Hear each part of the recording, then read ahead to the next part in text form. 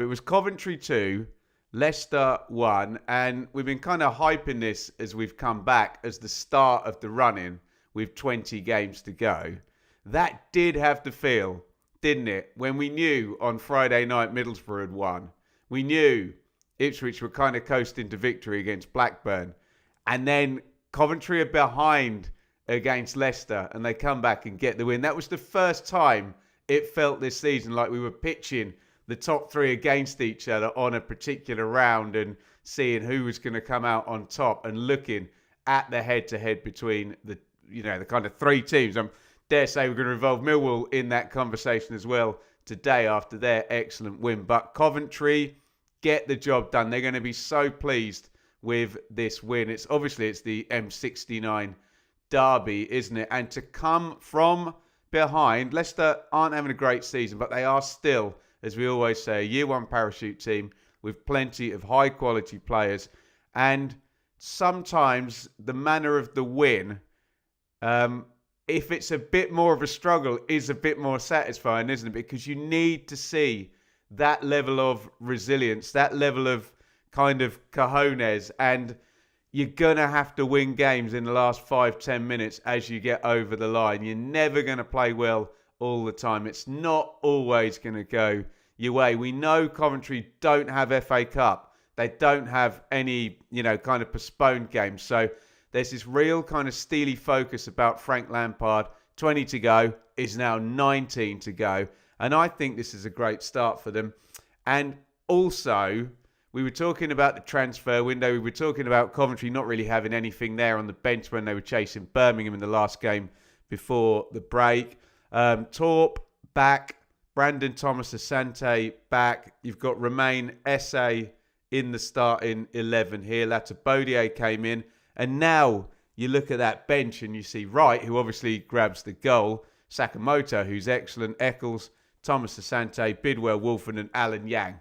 It looks completely different all of a sudden. A few players back, a couple of players rather, in the building. And excellent. Jordan James, he's been fantastic for Leicester, hasn't he? He gives them the lead in the first half. And Coventry have been very good at this. I keep harking back. It was a real kind of canary in the coal mine game for me. Their game against Sheffield United earlier in the season where, they're kind of behind at half time, but in the game and just come out like an absolute train.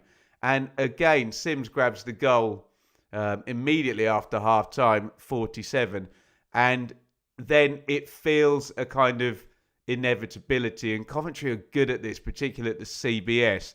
I noted down 0.35 XG in the first half, so they didn't really make a lot.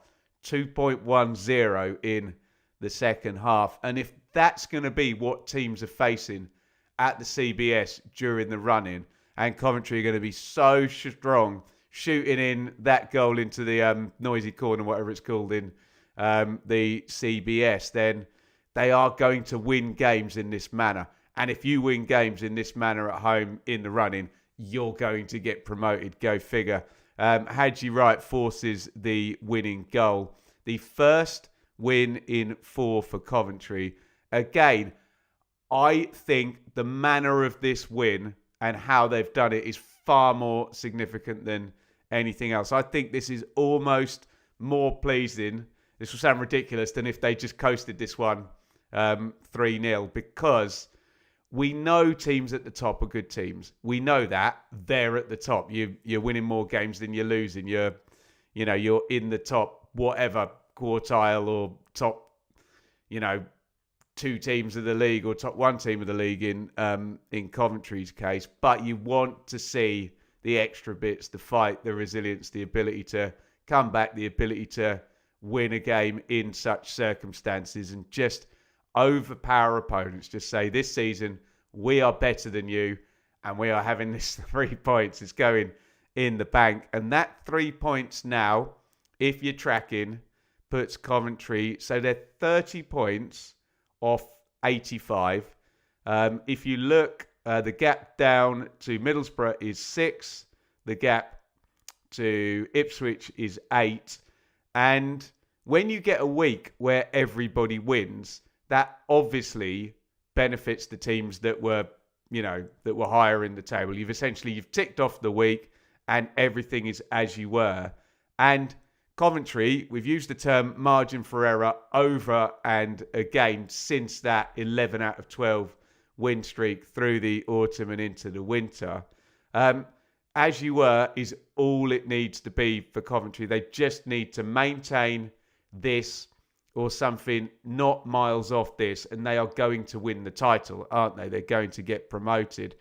So we've got 19 to play, 30 points in 19 games. If that was 30 points in 20 games, that would only be 1.5 points per game, which is normally, sort of slightly outside playoff form, isn't it? So we've been making this point for a long while that Coventry, a merely competent Coventry side, will get promoted this season. They've just got to tick off the wins. It's a big one, isn't it? I think they've got Millwall next in the midweek round. We're in a 3-game week, aren't they? But Coventry back on it. As I say, Torp back, Thomas Asante back, Yang is there, SA is there. First goal for Hadji right now since October the 4th. And I don't know, that's lined up quite nicely for Coventry to start this final run through of games with no breaks now until May the 2nd. I think 104 days to go. Now, Leicester, 4 L's in 6. 3 L's in a row on the road. And let's mention the elephant in the room. Leicester are 10 points off Norwich in the final relegation position.